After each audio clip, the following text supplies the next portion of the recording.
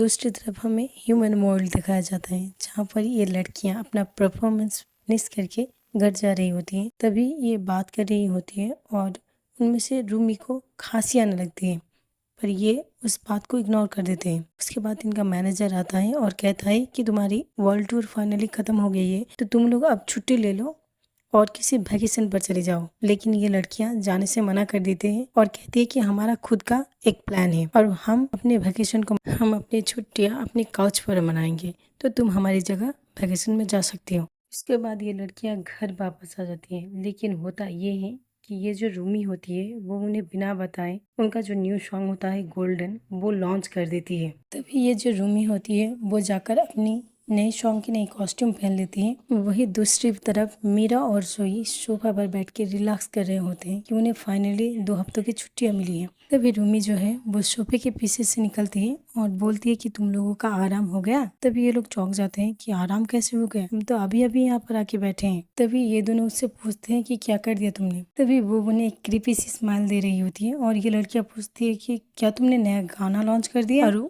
उसका प्रमोशन शुरू होगा कल, क्या आज रात। तभी रूमी जो होती है वो इन लोगों को इनकी कॉस्ट्यूम्स देती है और ये लड़कियां रोने लगती हैं। तभी इनका जो मैनेजर था वो आता है और बोलता है कि तुम लोगों का जो नया सॉन्ग है वो फैंस को बहुत ज्यादा पसंद आया है और ये सॉन्ग ट्रेंडिंग पर है। इसके बाद हमें लोगों को दिखाया जाता है जो कि ये सॉन्ग सुन रहे होते हैं और उसके बाद ये सॉन्ग प्ले होता है। उसके बाद ये लोग सॉन्ग के लिए प्रमोशन कर रहे होते हैं। तभी ये लोग अनाउंस करते हैं कि आज रात ही एक लाइव शो होगा। पर लाइव शो शुरू होने से पहले हमारे सामने एक बहुत बड़ा खुलासा होता है। ये जो रूमी होती है वो दरअसल हाफ डीमन होती है। अब रात आती है और लाइव शो शुरू होता है। पर लाइव शो शुरू होने के बाद होता ये है कि रूमी गाने के बीच में अटक जाती है और फिर रूमी कहती है कि कोई बात नहीं, हम दोबारा से शुरू करते हैं। पर दोबारा भी वो गा नहीं पाती है। तभी वो पैनिक करने लगती है और कहती है कि मुझे ब्रेक चाहिए और वो बाथरूम की तरफ भाग जाती है और वो बाथरूम में जाकर ये देखती है कि उसके जो डिमोन के निशान है वो उसके गले तक फैल गई है। ये देखकर वो बहुत ज्यादा घबरा जाती है और पैनिक करने लगती है और इसी वजह से वो तभी शो छोड़ के चली जाती है किसी को बिना बताए। तभी वो घबरा के दौड़ने लगती है और तभी हमें फ्लैशबैक दिखाया जाता है कि जब वो उसकी आंटी उसकी बाल संवार रही होती है और वो गाना गा रही होती है। तभी वो अपनी आंटी से पूछती है कि क्या हंटर्स सभी डिमन को मार देते हैं। तभी उनकी आंटी कहती है कि हाँ। तब वो अपने निशान दिखाकर कहती है कि इसका मतलब जिसके पास भी ये निशान होते हैं। तभी उसकी आंटी वो निशान छुपा देती है और कहती है छुपाओ इसे। तभी हमें पता चलता है कि रूमी के जो फादर थे वो दरअसल एक डीमन थे और इसी वजह से वो भी एक हाफ डीमन है। तब उसकी आंटी उसे कहती है कि तुम दूसरी जैसी नहीं हो, तुम एक हंटर हो और जब हार्मोन हील हो जाएगा तब तुम्हारे ये निशान भी हमेशा के लिए गायब हो जाएंगे। उसकी ये हाफ डीमन होने वाली बात उसने कई बार अपने दोस्तों को बताने की कोशिश की, लेकिन उसकी आंटी हमेशा कहती थी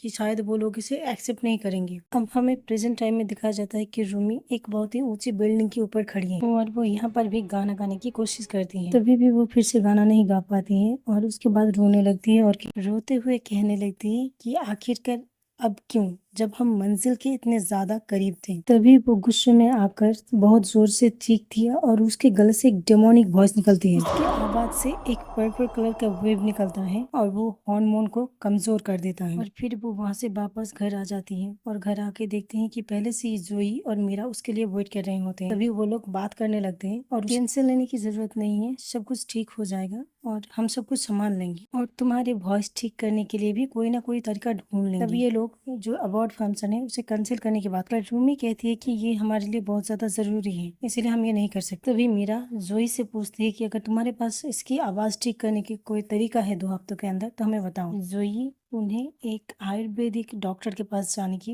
सलाह देती है। नेक्स्ट दिन ये लोग उसी डॉक्टर के पास जाते हैं। तभी हमें एक बैनर दिखाया जाता है साजा बॉयज के नाम से। तभी हमें डॉक्टर के पास का सीन दिखाया जाता है जहाँ पर एक बहुत ही फनी सा सीन होता है जहाँ डॉक्टर सबको आंखें फाड़ फाड़ के देख रहा होता है। वहाँ से वो लोग दवाई लेके निकल जाते हैं और उसके बाद जाते हुए उन्हें किसी की आवाज सुनाई देती है। तभी अपना चेहरा छुपाने लगती है। तभी वो लोग ये देखते हैं कि 4 हैंडसम तगड़े मुंडे आ रहे होते हैं, जिन्हें देख के मीरा और जोई वहीं पर फ्लैट हो जाती है, जिस वजह से रूमी चिढ़ जाती है। तभी एंट्री होती है हमारे सबसे हैंडसम मुंडे जीनू की। अरे ये तो कुछ ज्यादा ही एक्सपेंसिव वाला हो गया, ये वाला नहीं, ये वाला नहीं, इस वाले जीनू। तभी उसे देख के रूमी भी फ्लैट हो जाती है। तभी ये लोग उन्हें अवॉइड करके जा रहे होते हैं।